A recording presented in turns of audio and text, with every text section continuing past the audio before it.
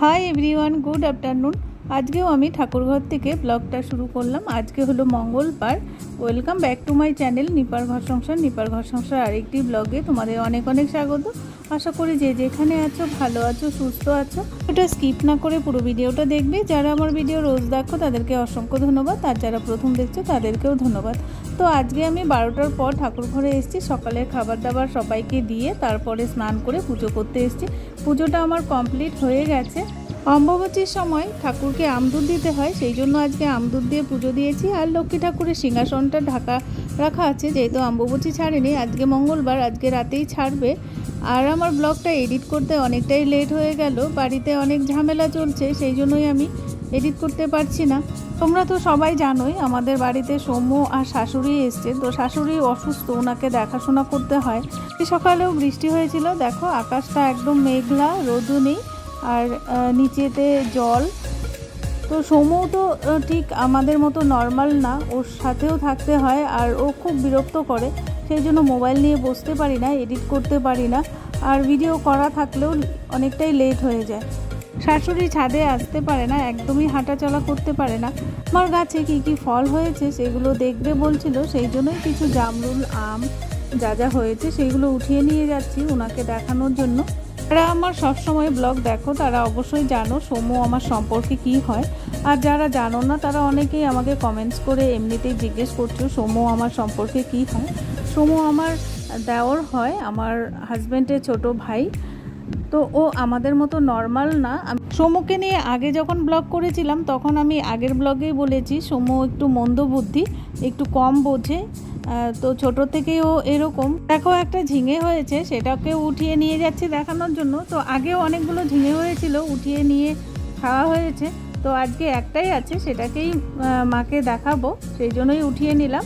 সেই দিনের মুড়িয়ে রাখা আমগুলো পেকে গেছে, একটা ঠাকুরকে দিয়েছি, একটা তৃষা নিয়ে খেয়েছে, আর দুটো নিয়ে যাচ্ছি নিচে সবাইকে কেটে দেবো।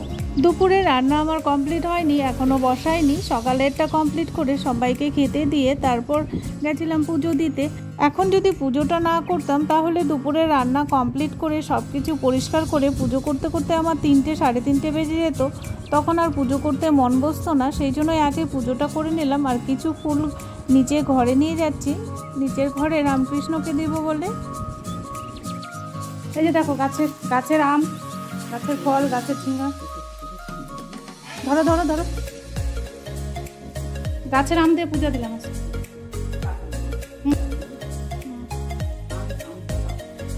হ্যাঁ পাকছে আম, পেপারে বাইরে রাখছিলাম, মুড়ায় রাখছিলাম পেপারে। আম দুধ দিলাম গাছের আম দিয়ে। পণ্ডিত বগর বগর বগর বগর। আলু আর চাল কুমড়ো কেটে রেখে গেছিলাম দুপুরে রান্না করব বলে। আর কি রান্না করব এখনও ঠিক হয়নি। ভাবছি কয়েকদিন মা নিরামিষ খাচ্ছে, সেই জন্য এইদিকে রাখা আছে।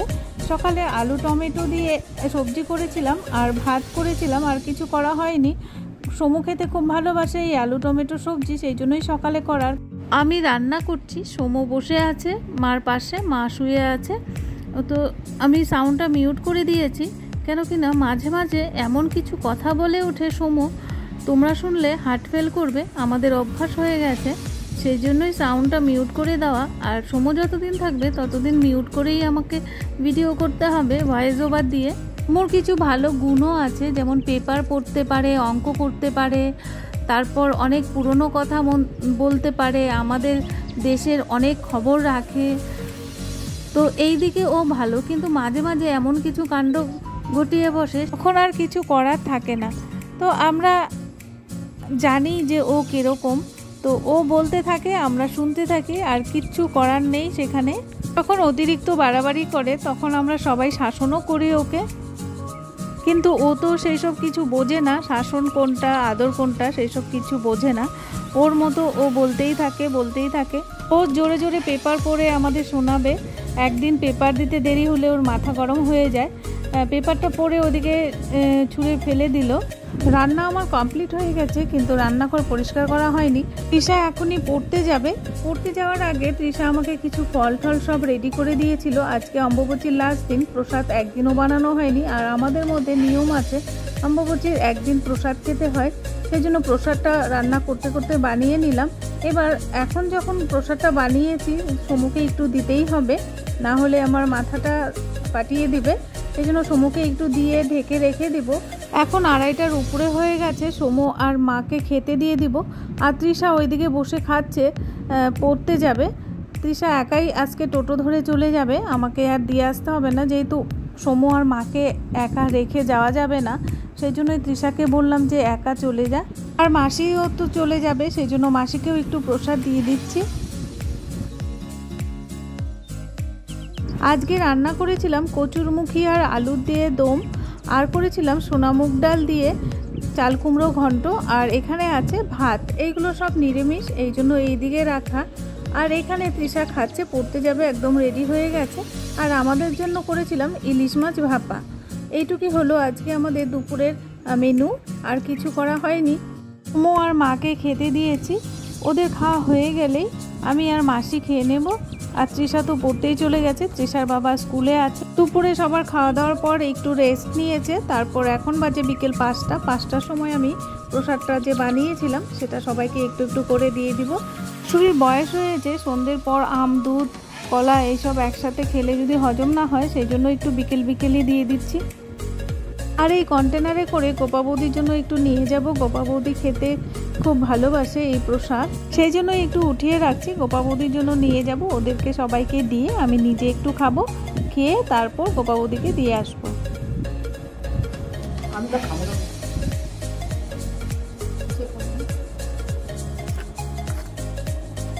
ছোট বাটিটা কি খাবে?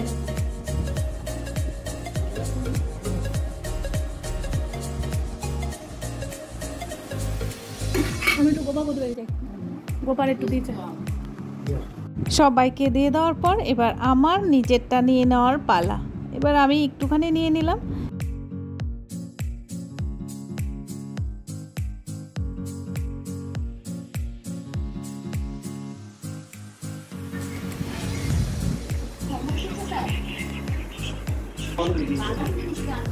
তুলবো? তুলি না না না না, আদাকে তুলি না, তার মানে টাকা। কেমন হয়েছে? তাও ভালো হয় না, এত তাড়া আমাদের হয় নাকি গো সব কিছু? সেটা আরেকটু বেটার হতো না, মানে হালকা একটু ভিজতো। হ্যাঁ কালকে ভিজাইছি তো রাতে, কেন ভিজবে না, ফ্রিজে ছিল, ওই জন্য শক্ত হয়ে গেছে।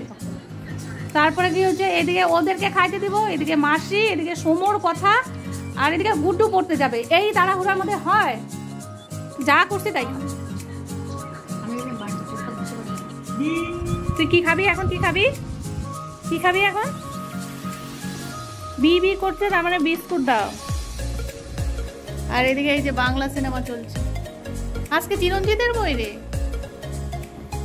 আর এই যে সন্ধ্যাবেলা এখন, আর এই দেখো কত কাপড় চাপড় কাঁচা আছে, এগুলো এখন পর্দাগুলো সব লাগানো হবে।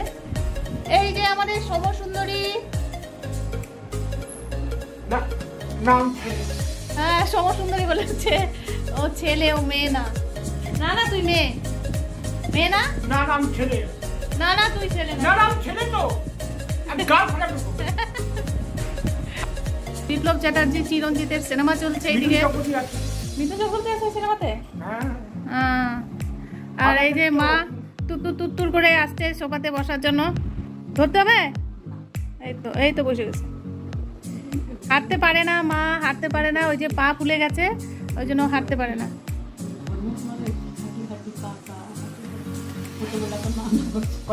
আর এই যে কাপড় টাপড় গুলো ভাঁজ করো।